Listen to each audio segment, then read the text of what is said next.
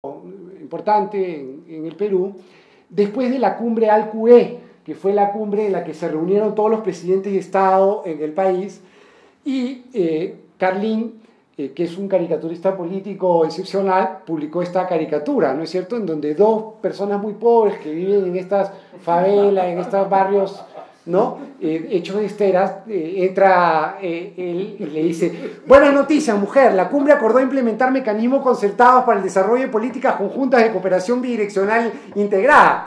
Y la mujer responde y dice: qué bueno, y además van a establecer sistemas de administración eficaz para el logro de objetivos en el marco de estrategias focales. ¿No es cierto? Entonces, yo creo que acá la caricatura revela muy bien esta idea de Foucault, ¿no es cierto?, de cómo el discurso es una articulación de conocimiento y poder.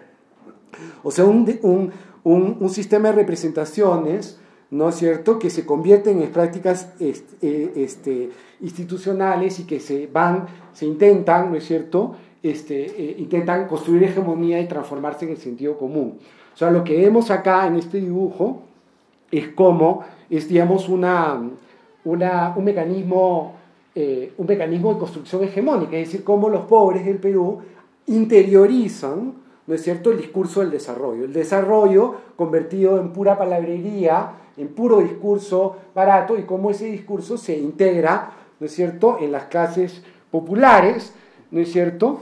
Y entonces cómo aquí lo que vemos clarísimo es cómo cambia el discurso, cómo el Banco Mundial cambia el discurso, pero no cambia la pobreza, siguen las esteras, ¿no es cierto? La realidad no se transforma, lo que se transforma es el discurso.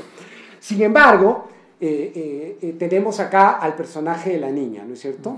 La niña es, porque el niño es un tonto también, ¿no es cierto? Igual que su padre y su madre, digamos, ¿no? Pero la niña es el personaje que no entiende, ¿no es cierto? Claro, es, digamos, el subalterno, ¿no es cierto? Es aquella que en términos lacanianos no está inmersa en el orden simbólico, ¿no es cierto?, y que se sale de la representación, duda de ella, ¿no es cierto? La niña es el agente que revela el carácter artificioso de la construcción discursiva de la realidad social sostenida por las organizaciones de poder. El asombro que manifiesta la niña revela, ¿no es cierto?, la artificialidad del discurso del desarrollo, ¿no? Y para terminar, en diálogo con las dos ponencias, pues bueno, es decir, todo este delirio de neoliberalismo, de privatizaciones, ¿no es cierto?, cómo termina siendo finalmente representado en el país. Bueno, el escudo peruano, no tengo lamentablemente la imagen, el escudo peruano, el escudo que está en la bandera, está dividido en tres partes. En una parte hay una llama, en otra parte hay un árbol y en otra parte hay una cornucopia llena de monedas de oro. Entonces, cuando se creó el país, inventaron ese escudo para representar las tres riquezas naturales del Perú. El Perú, ¿cierto?, es un país con una riqueza animal muy importante, con una riqueza natural muy importante y con la minería, ¿no es cierto? Esas tres imágenes del animal, el árbol y la cornucopia hacían referencia a una sociedad en un territorio muy rico, pero hacían referencia además a la riqueza colectiva, ¿no es cierto? El Perú está construido sobre estos recursos naturales que son de propiedad colectiva de la nación. Y entonces un artista peruano, Herbert Rodríguez, representa el país, ¿no es cierto?, así, ¿no? Es decir, no, pues como puede observarse, el escudo da cuenta del proceso de disolución de la nación en el contexto del capitalismo avanzado, ¿no es cierto? La imagen ofrece una representación del mercado como aquella fuerza que lo va tomando todo y que se impone más allá de cualquier ideal colectivo y más allá de cualquier, ¿no es cierto?, idea de sociedad, ¿no? La nación del capitalismo tardío ha perdido control sobre sí misma y el mercado desestabiliza el viejo principio de soberanía nacional. Los tres reinos naturales aquí han quedado absolutamente perdidos y la imagen promueve la idea del despojo, ¿no es cierto? Si la ¿no? En última instancia podría decirse que, claro, en el sentido de lo que tú decías, esta imagen pone sobre la mesa la pregunta acerca del nuevo modelo productivo, ¿no es cierto? Y sobre el uso y propiedad de los recursos naturales. Y hoy podría decirse que el mercado lo coloniza todo, ¿no? Y si el mercado lo coloniza todo, la pregunta que el escudo promueve es, bueno, ¿cuáles van a ser los nuevos espacios de intermediación y cuál es el nuevo rol del Estado, ¿no? Entonces, bueno, yo quiero terminar diciendo, ¿no es cierto?, que hoy en día la política no solamente consiste, ¿no es cierto?, la política consiste también en la voluntad por nombrar las cosas de diferente manera y por construir nuevos imaginarios. Y yo creo que el arte político en el Perú está intentando, ¿no es cierto?, cumplir una función que neutraliza o que neutralice ese discurso optimista, positivo, ese discurso delirante, ¿no es cierto?, sobre el futuro del país, ¿no es cierto?, y que estas imágenes aspiran a recomponer, ¿no es cierto?, los sentidos críticos, abrir espacios de visibilidad sobre las 3 décadas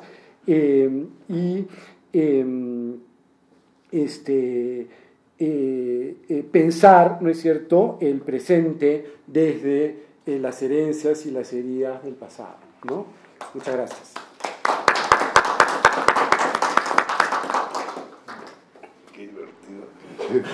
¿Me persiguen haciendo esto? Bueno, sí, haciendo buen arte. Vino bien la vuelta sobre Perú, ¿no? Además de haber estado ausente, creo que reflejan que, pese a la imagen que dejó Fujimori y Toledo, los peruanos siguen siendo tipos cultos, que hablan bien.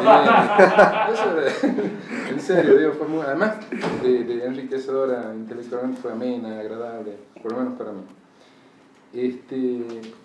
Yo creo que esto, yo voy a dar ahora la palabra, pero yo creo que abre una pregunta, y perdón por lo autorreferencial, pero hablo de Argentina porque lo conozco un poquito más, y uno se pregunta cómo en lugares como Perú, donde uno tiene las imágenes de gente oculta, de buenos escritores, etcétera, etcétera, o en lugares como Argentina, tuvimos Fujimori, Toledo, Menem, De la Rúa, etcétera, etcétera, ¿no? ¿Cómo es posible imaginar que Borges y Menem han nacido en el mismo país, ¿no? Porque Toledo, Vallejo y Fujimori. o Escorza y Toledo, el mismo, que no hubieran vivido tan lejos, digamos. Pero creo que eso es una pregunta interesante, no solo así retórica para divertirnos después de una comedia, sino que en parte me parece que da cuenta de algo que yo no escribiría todo discurso moderno, sino de cierto discurso moderno progresista, ha descuidado sistemáticamente en la práctica política. Y que el arte en parte recupera, que es la diversión y el goce, ¿no? Porque uno lee a Vallejo, le gusta todo, pero no lo lee para disfrutar. Y a veces, y pensaba que esa imagen de Vallejo y Piolín, creo que por lo menos así se traducía, en términos históricos no debe haber tanta distancia, y que los dos fueron parte del mismo proceso que en parte era moderno, pero que ya tenía componentes postmodernos, por decirlo de alguna manera. Entonces me parece que es una cosa que sistemáticamente fue descuidada en la práctica política, sobre todo de la izquierda, con todo este culto, digamos, el goce sí está presente con el culto a la victimización. Yo milité muchos años en la izquierda y uno de los deseos ocultos de todo izquierdista es ser asesinado en una plaza pública para después que alguien use una boina, una camisa. No, eso es un deseo de todos los izquierdistas. Bueno, de los izquierdistas clásicos, era ese un poco el deseo. La izquierda clásica tenía bastante de eso. Y creo que esa cosa que llamamos capitalismo, que también es un fenómeno, o es un fenómeno enteramente moderno, lo pudo sacarle otro costado, ¿no? Eso me parece que es central para pensar la práctica política. Y esto me lleva muchas veces a que, por ejemplo, una pregunta que nosotros nos hicimos en el seminario de investigación, cuando la izquierda tiende a transcribir las mejores descripciones científicas de la sociedad, tiende a solaparla con percepciones políticas. ¿Qué quiero decir con esto? No sé si te acuerdas, Luis Daniel, nosotros discutimos mucho tiempo, o un tiempo por lo menos, no sé si mucho, cuando se presentó un trabajo en el marco del seminario en donde las esperanzas que se cifraban en la movilización social en México eran en una pedagogía que diera cuenta de los grados de desigualdad. Y yo creo que eso en parte puede ser cierto, pero muchas veces uno puede pensar que no es la desigualdad, sino la percepción del malestar lo que probablemente movilice, digamos, la combinación de ambas, claramente, ¿no? Entonces, bueno, un poco eso, esos eran los comentarios generales. Me parece que hay en estos fenómenos, como el menemismo, el fujimorismo, como lo hubo en el peronismo, una especie de revancha cultural de un sector de la sociedad. Y que la izquierda y todas las perspectivas más ilustradas de la política nunca la consideran como un factor político, ¿no? Es más, cuando esta aparece, siempre parece desdeñada, digamos. Bueno, esos eran los comentarios, y después daré otras cosas que me parecieron más puntuales, pero quiero abrir ¿quién se quiere anotar para decir algo? ¿Para preguntar? Justo, mire para el otro lado, ¿quién levantó primero? Bueno, sí. Alicia, Daniel, hacemos... Pero no, excelente las tres presentaciones, las disfruté mucho, y especialmente encontrarme con Óscar, a quien no veía desde hace unos cuantos años, un gran amigo. Ha presentado un tema que es muy común. Disculpe, hacemos una ronda de 3 y contestan, y después otra. Sí, bueno, que es muy común ya a la mayoría de los países latinoamericanos, y que es esta avanzada de un capitalismo casi que salvaje, ¿no? El landgrabbing, que es una voracidad de los recursos naturales que tiene efectos sociales y políticos muy grandes, y eso es ya sea la soya de Argentina o la minería en Perú, en Colombia, con diferentes modalidades. Entonces es un tema que nos une y que debemos estudiarlo, porque las repercusiones son muy serias en términos sociales, económicos y políticos. Ahora, me llamó la atención lo que dijo Jorge sobre el acuerdo de libre comercio y la cuestión ambiental. Conociendo el Telecam y el acuerdo de libre comercio con Colombia, realmente es un retroceso hacia cualquier tipo de control ambiental a las empresas mineras o a las empresas extranjeras, entre otras cosas, porque limita la capacidad del Estado para imponer sanciones o impuestos. Si se ponen impuestos por contaminación ambiental a las empresas extranjeras que vienen dentro del Telecam o en Colombia, los privados pueden demandar al Estado por expropiación.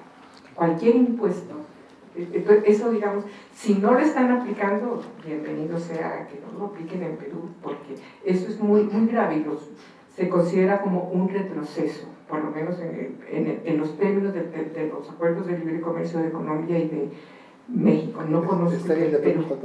Exactamente. Entonces, digamos, es mejor decir, no saludar positivamente el hecho de que se haya impuesto política ambiental dentro del TLC, porque puede ser muy negativa.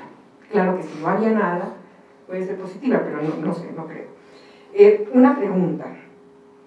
Ese 3% que se pone a las empresas de las utilidades para trabajos sociales, ¿no? Que es la misión social de las empresas, que es un eufemismo espantoso, ¿es antes o después de impuestos? Es después de impuestos. Después de impuestos y pago de frente. Sí. Entonces sí graba las empresas, ¿sí? ¿No es porque el valor bruto de producción? El que tenía García, no el de Humala. El de Humala, sí. No, pero yo me refería al que planteó García, no el de Humala. Digamos, eso es muy importante, porque si es antes de impuestos, realmente es sube los costos de producción, se atribuyen a los costos y realmente es un costo para ellos, ¿verdad? Y es para que se desentienda para que se identifique el beneficio de una escuela o de un alcantarillado a la empresa y no al Estado, ¿no? Es como la perversión de todo esto. Y una cuestión es que, ya con la excelente presentación de Víctor, pero es para todos, digamos. ¿Era Perú, como era una pregunta, era Colombia o era Perú antes del neoliberalismo una nación integrada? ¿O creo que nunca la hubo? Yo diría que en Colombia nunca. ¿Verdad? Que digamos que el retroceso, el hecho de que haya privatizaciones no quiere decir que se haya retrocedido o en una intención de integrar a la nación, por lo menos en Colombia. Es que en el Perú había el bosquejo, por lo menos, de servicios públicos que integraban. Había un concepto de universidad pública que funcionaba. Había... ¿40% de analfabetismo? Que les funcionaba lo que les funcionaba. Claro, o sea, no es que integrase a todo el país, pero en los años 50 había las regiones, las élites de las regiones, estaban más integradas. Y el sistema escolarizado, que en los años 50, 40 y 50 es cuando se crece, sí lo ponen por todo el país y sí sirve para tratar de levantar, no al analfabeto, esos estaban afuera. Esos indígenas, esos colombianos haciendo, están allá. Pero a las partes urbanas, por lo menos. Eso desapareció. Y en cambio se banalizó la educación. Entonces, si la educación era un elemento de articulación nacional, dejó de serlo. Bueno, yo tenía también 3 preguntas. Una de ellas, Oscar, está muy relacionada con lo que ahora estabas explicando. Probablemente por ahí le podemos entrar. La primera, más bien, Jorge, sobre la exposición que dabas. Fíjate que me acordé un montón de Zizek cuando le hablaba a Wall Street y les decía que la principal ventaja que ellos tenían era que no tenían demandas concretas, ¿no? Y entonces por eso se convertían justo en un actor abiertamente antagónico al capitalismo estadounidense, que difícilmente además iba a poder ser procesado porque no tenía demandas específicas. Entonces entiendo que algo parecido, aunque sí tenía demandas específicas, pero esta construcción antagónica más bien es que justo el neoliberalismo, por lo menos el peruano, no puede cooptar, procesar, administrar las demandas de los movimientos ambientales. Más o menos entendí eso, ¿no? Si es así, más bien cuáles serían los pros y los contras de esto, porque en realidad eso puede ser una ventaja, pero también puede ser una fuerte desventaja. Algo parecido le pasaba al movimiento de indignados en España, y en realidad en donde el movimiento de indignados logró concretar, estructurar y avanzar más, es ahí donde dejó de ser antagónico, ¿no? Que es en la política de vivienda, ¿no? Que empezó a evitar justo que pues, echaran a la gente de sus casas con los créditos perdidos. Entonces eso, ¿cuáles son como los pros y los contras de un movimiento social cuando se constituye como antagónico, que no puede ser en consecuencia procesado, al menos o administrado por el propio lógico del sistema? Y cuando te escuchaba y bueno, cuando te leía, me generaba la duda sobre si opera una lógica idéntica, no tienes que saberlo, pero vendría bien una opinión, en el caso de los estudiantes chilenos, que también parece que se constituyeron como actores antagónicos, al menos están los mismos 3 elementos que tú identificas en el movimiento medioambiental en el Perú, uno podría pensarlos en el movimiento estudiantil chileno, ¿no? Entonces, más bien para ver si te suena o si de plano no. En el caso de Oscar, cuando te veía y cuando te escuchaba ahora me generaba la duda de algo que también yo veo en el caso de México y Argentina cuando lo comparo, que pese a los ciclos de crecimiento en Argentina, cuando tienen un crecimiento, tienen un proceso bien fuerte de distribución, ¿no? De tal forma que tuvieron durante muchas décadas la formación de fuertes clases medias, que luego les iba muy mal, pero en general tenían una clase media fuerte, ¿no? Bien estructurada, y que en buena medida, creo yo, se debe a que pues, tienen un fuerte proceso de concentración en el cono bonaerense, ¿no? En buena medida se explica por ahí.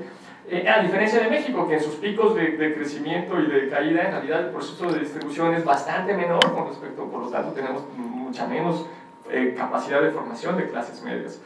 Y lo que yo te iba a preguntar, que creo que es por donde comenzaste ahora esta segunda intervención, es justo cuál es la estructura de distribución que explica que para que haya estos niveles de crecimiento pues no hay ningún impacto en los procesos de distribución, o el que hay al menos no es el esperado, ¿no? ¿Cuál sería la lógica o la estructura de distribución? Es concentración. Claro, totalmente. Es concentración acelerada. Y entonces, a lo que voy a decir, ¿cuál es la estructura de distribución que existe en Perú que nos permite entender eso, a diferencia de la que puede existir, por ejemplo, en Buenos Aires, donde sí hay una redistribución bastante más general? Si los salarios han bajado de la mitad del PIB al 22% del PIB, no, claro. lo que estás diciendo, ¿no es cierto? Claro, es que la ganancia, o sea, el Estado tiene el 16% del PIB. Los salarios tienen el 22%. La diferencia es 63%, claro, que se queda por allá. Que se queda por allá, exactamente. Y antes era el 40 y tanto, es decir, pegó en 30 años. La minería es muy intensiva en capital y poco en mano, ¿no? Claro. Pero pese a eso, creo que se podría hacer algo, ¿no? Como los procesos estos de educación que mencionas, generar encadenamientos productivos, qué sé yo, algo, ¿no? Se puede, de eso, algo, no sé. Pero bueno, un poco la pregunta era por ahí. Y en el caso, Víctor, iniciaste la charla diciendo justo que parece que había una desconexión entre el sentimiento de optimismo que hay actualmente en el Perú con respecto a las expresiones o representaciones que hay en el arte. Y lo que me generó de duda, porque en realidad nos presentaste como tres momentos distintos, es si esa desconexión siempre existió en esos tres momentos, o si en realidad esa desconexión existe solo en el último de los momentos. Y en caso de que así sea, ¿qué es lo que explica esta desconexión entre las representaciones artísticas por un lado y lo que pasa o lo que tú miras en la sociedad por el otro? Ramón, Jairo, y ahí hacemos la respuesta y después damos otra ronda. Bueno, algunas preguntas. Lo primero que me llama la atención es, bueno, lo primero que vino a la mente al escuchar toda la descripción de lo que ha pasado en Perú en los últimos años, digamos, inscrito en la dinámica política regional de toda América Latina. Lo primero que me salta es que hace unos años lo que se discutía en la Academia Latinoamericana era el giro a la izquierda y que este era el principal signo político en todos los países. Y desde hace unos años pareciera que ya también se ha solidificado una reacción a este fenómeno, con mucha presencia de Washington, y donde se ha estructurado una especie de una contracorriente a esta otra tendencia que tenía hasta hace unos años, no sé, un fenómeno distinto, digamos, México, Centroamérica, Colombia, donde el principal fenómeno político no era el discurso populista y líderes pensando en redistribuir la riqueza, una cosa así, sino el discurso de la seguridad, ¿no? O sea, nosotros, el Estado, con los buenos ciudadanos contra los terroristas, digamos, plegándose con la agenda de Washington. Y lo que me llama la atención de Perú es que cuando se dio la elección de Humala, parecía que era el presidente que se sumaba al giro a la izquierda y ocurre todo lo contrario. Entonces, cuando estaba leyendo sus artículos me parecía una suerte de historia peruana del caballo de Troya, ¿no? O sea, sí. Eso parecía que se metía una agenda, digamos, por utilizar una palabra más o menos neutral, progresista, y se convierte en una cosa diferente. Sin embargo, no me queda claro a qué responde este giro de Humala. Es decir, en el caso de aquí Felipe Calderón, cuando también en el 2006 estuvo, digamos, a punto de sumarse a México al giro a la izquierda, que era un presidente con un muy bajo soporte popular, y me da la impresión de que su guerra contra el narco justo tiene que ver con, digamos, en el corto plazo, recuperar legitimidad, hacerse popular, pues, agarrando una demanda de seguridad que estaba muy sentida en la población, y lo hace de un modo que se plega a la política de Washington, ¿no? De guerra contra las drogas, y bueno, eso marcó el sexenio. Pero digamos, en el sentido de que eso responde a una presidencia aislada, en la búsqueda de legitimarse de algún modo, y del menú de políticas, pues se encuentra esta que le venía bien, ¿no? Pero no entiendo cómo esto se explica en el caso de Perú, porque Humala, por lo que entiendo, por lo que leo, pues tenía muchísimo soporte popular, ¿no? Es decir, no necesariamente estaba obligado a plegarse a Washington, o bueno, al asesor de Lula. Entonces no me queda claro ahí cómo o por qué tomar justo la decisión de abandonar el soporte popular que tenía y que le habría permitido meter una agenda en sintonía con estas demandas, y hace justo todo lo contrario, ¿no? Abandonar ese barco y meterse al otro con lo que, bueno, con las implicaciones que ustedes aquí comentan, ¿no? Entonces, bueno, aquí esta pregunta no me queda claro cómo se podría responder. qué proyecto respondería entonces Humala, ¿no? O sea, ¿a qué respondería esta lógica de, pues, de un caballo de Troya, ¿no? O sea, ¿cuál? O sea, se disfrazó muchos años y luego sacó quién era él en realidad, o pasó algo diferente, no sé. Lo otro de Jorge, bueno, también leí tu texto y me interesaría preguntar, no me quedaba claro como qué conclusión práctica, digamos, por ponerlo así en términos muy militantes, qué conclusión práctica habría que extraer, pues. Es decir, lo que estoy pensando es, uno lee los análisis de politólogos de derecha, pues, o sea, es cosa de que uno se agarra la revista Foreign Affairs, por ejemplo, hacen un análisis, una muy buena descripción de los actores políticos en disputa, y siempre finalizan como con esto que ya vemos, ¿no? Con las recomendaciones de política pública, ¿no? Es decir, identificando muy bien de qué lado están, y entonces sugiriendo al Estado cuáles son las líneas que hay que seguir, ¿no? Y eso no me quedaba claro acá, ¿no? Como que, una vez que tenemos como el diagnóstico, ¿cuál es la acción? Es decir, no me quedaba claro ahí, tú como autor, como hacia dónde... como asesor de movimientos, ¿qué les dirías? O como asesor de Humala, en todo caso. No, o de Conga, o de Conga. Me imagino un texto que mal escrito para un mal escrito a la Anaclón. Vaciar más los significantes. No, eso. Bueno, me llamaba la atención la referencia a Guillec, ¿no? Porque, bueno, yo entendía el mensaje de él distinto en Occupy Wall Street, ¿no? Sí, él decía, ocupemos primero y las demandas vendrán después, ¿no? Pero también en el discurso que les da el año pasado, le dice, sí, ustedes apenas están como que, pues sí, apenas, no hay una agenda definida, pero él dice, bueno, ahí les propongo esta, ¿no? Rescatemos la idea comunista, ¿no? La conclusión que él saca. Al menos había un elemento que me parece que se parece mucho a lo de Perú, ¿no? Que es esta de, como en defensa de las cosas comunes a todos los seres humanos, y una es el medio ambiente que está bajo riesgo de perecer bajo el capitalismo. Pues este tipo de cosas son del interés de todos, y eso hay que sacarlo de la influencia y del control de privados, en tanto es como del interés público, ¿no?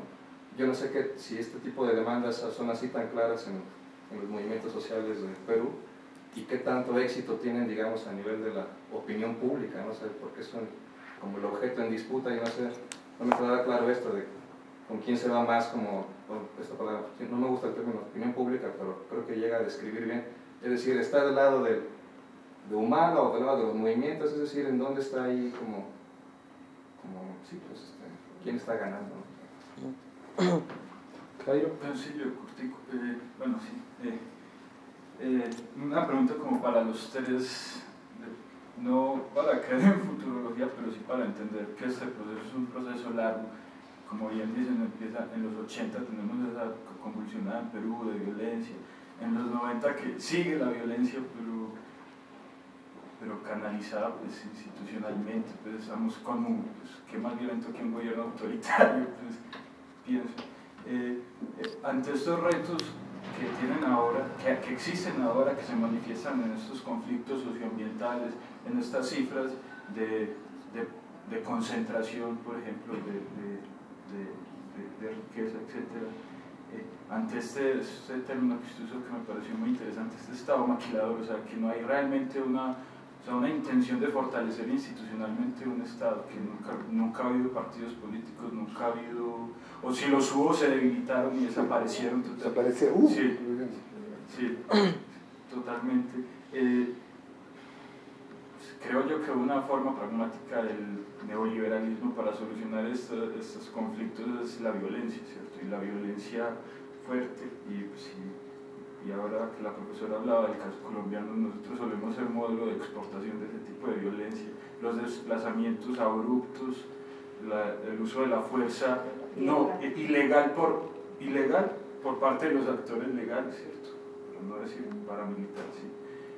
Es un modelo exitoso, ¿cierto?, de exportación. Entonces, y algunas veces he hablado yo con el maestro Jorge, sobre el maestro Duárez, sobre como una especie de latencia del sendero, por ejemplo. Se menciona, se nombra, bueno, el sendero pues, está tratando de volver a aparecer, y bueno, para mí eso no es más que pues, con la intencionalidad de, bueno, si en algún momento la violencia tiene que volver a explotar, ahí hay un objeto claro pues, de legitimación de la violencia. O sea, ¿en qué sentido creen que ese tipo de conflictos, esos síntomas, se pueden curar por medio de... O sea, puede llegar una exacerbación de ese tipo de Perú? Hagamos un corto de una vez, ¿no? Para que nadie se quede colgado. Bueno. No se va a alargar un montón. Sí. Sí, yo quería mencionar algunas cosas. No pude escuchar la exposición de Jorge, pero pues yo soy peruana y me parece muy interesante escuchar las opiniones de Oscar y de Luis, que no conocía y que me gustó escuchar. Pero había varias cosas que mientras ellos se exponían yo pensaba. Yo he estado participando desde que estoy aquí en México, pero muy activamente sobre el tema de la campaña de Ollanta y apoyé el gobierno, no el gobierno, perdón, sino la candidatura. Creo que hay muchas cosas detrás de eso. Muy interesante lo de los carteles, y creo que en general en el país hay mucha producción ahora desde diferentes tribunas de protestas, ¿no? Que antes sí no se podían porque simplemente te mataban, ¿no? Soy sanmarquina y por lo tanto muchos de los sanmarquinos sabemos lo que es la toma militar del espacio universitario y de la desaparición de muchos estudiantes que por más de que quisieran protestar no se podía porque simplemente nos mataban. Y hasta en mi época, yo soy del 2003, han habido persecuciones a estudiantes, especialmente a los de la universidad, ¿no? Y los de nuestra facultad, como bien Jorge sabe. Entonces, me llamaba un poco la atención sobre lo que mencionaba Oscar. Por un lado, una cosa, ¿qué es lo urbano en el Perú? ¿No? ¿Qué es lo urbano? ¿De qué ciudades estamos hablando? En un país que, desde mi punto de vista, es el país más centralista de América Latina. Nosotros no tenemos otro referente de ciudad que no sea Lima, desde como yo entiendo las cosas. Arequipa es chévere porque hay mucha cuestión cultural, hay uno que otro, como decía aquí el profesor, también hay muchos intelectuales y todo eso, pero Lima como ciudad, o el país, no tiene, como es México, Monterrey no tiene una segunda ciudad que tenga la capacidad que pueda tener como Lima. O sea, si tú quieres estudiar, si tú quieres trabajar o lo que sea, necesitas un Perú. Entonces hay una concentración muy fuerte de poder y de muchas otras cosas. Entonces, retomando esto de que de pronto hubieron 30 años de silencio y que ahora volvemos a los 60, yo también podría suponer que en los 50 quiénes eran las partes urbanas y quiénes son las partes urbanas ahora. Podríamos hablar de Trujillo, Arequipa y Lima y no sé de qué más. O sea, en el Perú existe un 30% de omisión de recojo de información de los ciudadanos peruanos en el censo. Y eso está desde los años que se hizo el primer censo. Porque hay gente que en el Perú no cuenta y no va a contar, ¿no? Creo que lo mencionaba y es algo que hasta el día de hoy sucede. Por eso pasa de que lo que está, Conga está con tanta fuerza en el Perú, el tema de los conflictos socioambientales, porque no es solo Conga. No, pues. Antamina, que es el principal actor sobre eso, tiene muchísimas denuncias como la de hace menos de 3 semanas de un derrame que acaba de haber en una comunidad y que hace 20 años hubo un derrame en una comunidad al lado y que no sucede nada. Entonces, lo de Bagua, que fue digamos lo que detonó un poco, cuando ya la gente en un país puede mínimamente decir esto está mal, y no es que no lo querían hacer antes, simplemente que no. Entonces ahora obviamente hay un movimiento social que está totalmente al tanto, y no solo en la zona, porque estamos hablando de que Conga y que Baguas quedan en las partes en las que el Estado no existe. Desde Lima ya hay una respuesta, ya existe de alguna manera una resistencia, ¿no? Pero quería mencionar todo esto porque hay muchas cosas que tal vez se me vinieron a la mente. Lastimosamente estar 2 años fuera del país a uno por más de que veas las noticias y estés siempre conectado con eso, regresar a tocar estos temas te vuelve a embullir a cosas que a uno no le gustaría decir. Pero en general en el país, más allá de esos descaradas noticias de que el Perú es el país que en este año creció, es el que más creció de América Latina y que la pobreza ya se redujo en no sé qué tanta cantidad, para mí es desvergonzado que sigan saliendo ese tipo de noticias. Yo quiero afirmar de que el problema principal del Perú es de que la política, la economía y todos los modelos están representados y se dan desde ciertos grupos y es blanco y es de dinero y no concibe al otro peruano. O sea, que Alan García tenga el descaro de decir que la gente que muere en Bagua es ciudadano de segunda categoría, públicamente, a ningún peruano de ciertos espacios le mueve nada. Que maten a gente a diario y que salgan los periódicos no le mueve nada. Porque es así. ¿Por qué? Porque las élites no entienden que el ciudadano que se apellida Quispe, que se apellida Escobar, el Perú es de ellos. Cuando venga una congresista como Hilaria Supa, que es una persona que no habla, que es quechua hablante y que sabe las listas de escribir, dicen esa chola no tiene nada que hacer en el Congreso. Hemos tenido, creo que durante muchos años, todo el Congreso y todos los gobernantes desde las élites. Cuando entra Toledo, y definitivamente es un cholo que viene de Harvard. Entonces, en los discursos que se manejan en el país y que se ha visto muy claro con el tema de las elecciones, cuando se presentó Pedro Pablo Kuczynski, ¿no? Un nacionalizado estadounidense, diciendo de que Ollanta Humala era un cachaco porque es parte o sea, es un militar, ¿no? Que era un cholo. O sea, ese discurso en Lima es descarado y es asqueroso, pero sigue vigente. Entonces, y ese es el discurso que valida que en Cajamarca en estos momentos haya estado de emergencia y tenga ya casi más de 2 meses o 3 meses de estado de emergencia, lo que implica que nadie puede salir a la calle después de tal hora y que no se pueden manifestar, que no dejaron ni enterrar a los muertos que los militares mataron en el año 2012. En un gobierno que sí, Ollanta para muchos de nosotros representó tal vez una posibilidad. Y no es que haya dado un giro, creo yo, si es que me permite responder tu pregunta, es que en el Perú no hay forma, porque hubo una alianza de parte de las izquierdas recicladas que estuvieron metidas debajo de las piedras por mucho tiempo porque no había forma de salir, y hubo un compromiso público para poder apostarle a Ollanta porque tenías a Keiko al otro lado, simplemente por eso. Pero cuando obviamente metes gente de izquierda, Ollanta va cambiando 3 veces de, si no me equivoco, de gabinete ministerial. Y el primero que puso obviamente era gente de izquierda. Pero el poder no está en el gobierno de nuestro país.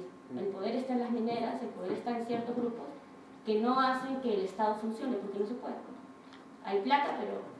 Y mientras sigan muchos peruanos diciendo de que son... O sea, no existe la idea de un país pluricultural como lo que somos. No existe.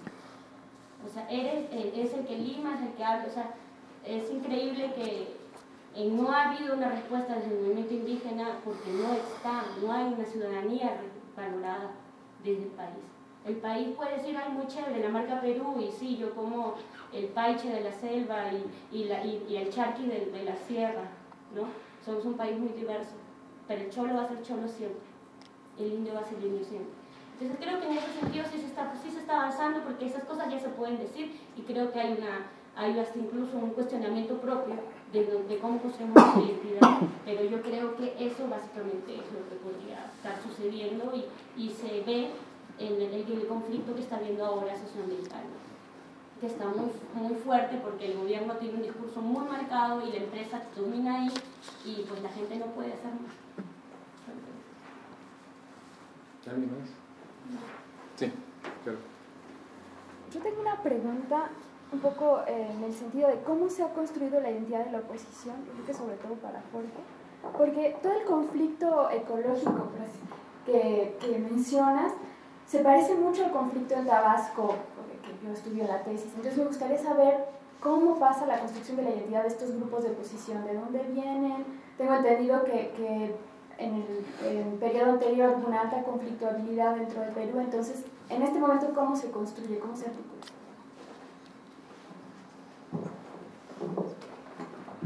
Bueno, yo tenía una pregunta igual, un poco puntual. Quería saber respecto de la polarización, amigos y enemigos que hace el neoliberalismo, si